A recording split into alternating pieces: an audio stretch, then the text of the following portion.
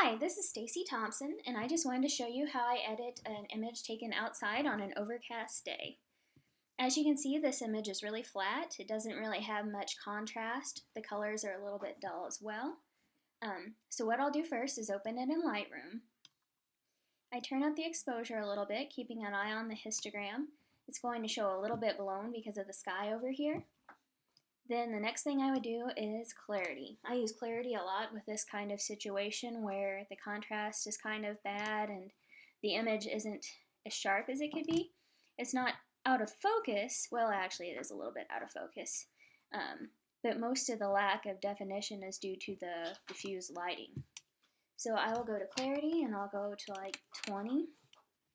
As you can see, that improves the image a lot already. Then the next thing I'll do is levels. Now, I don't really use the curve that much for the tone curve. I just use these sliders.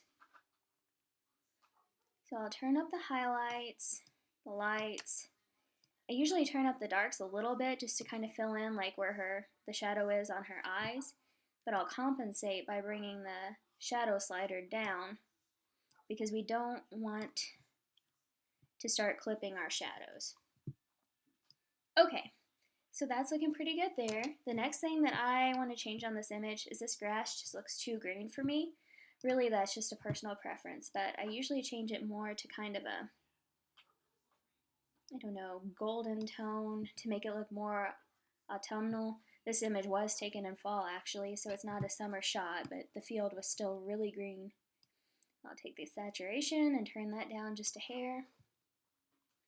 And then split toning. I use split toning a lot. I really like to put a little bit of blue in the highlights, and I like to put warmth in the shadows of an image. So right there, that looks pretty good to me. And then what I would do is I would go ahead and I would edit it in Photoshop.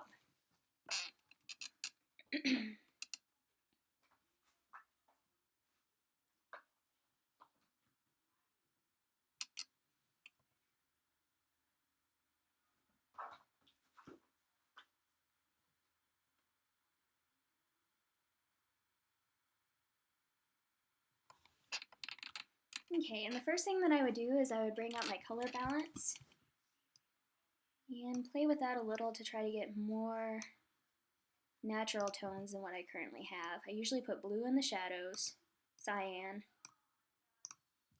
then highlights. I usually do that a little bit as well. And then I like to add more yellow to the midtones.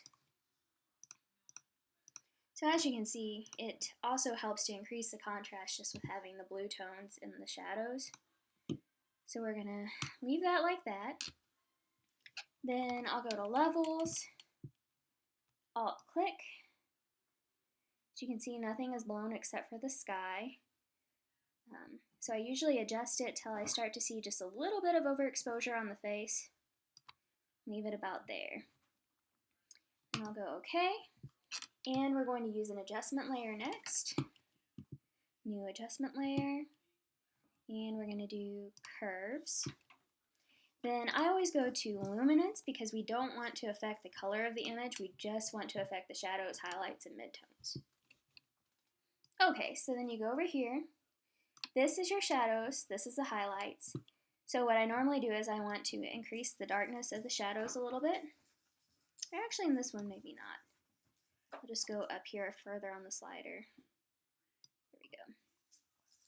Then I usually bring up the highlights and some of the midtones a bit to add some more contrast. You can see it's a lot brighter, much more definition.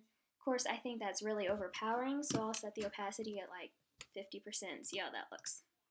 Good. Okay, and pretty much after this, the only thing I would do to this image is do my frequency separation layer and go in and do, if there are any blemishes on her skin, I would retouch that. But overall, I'm pretty happy with how it looks.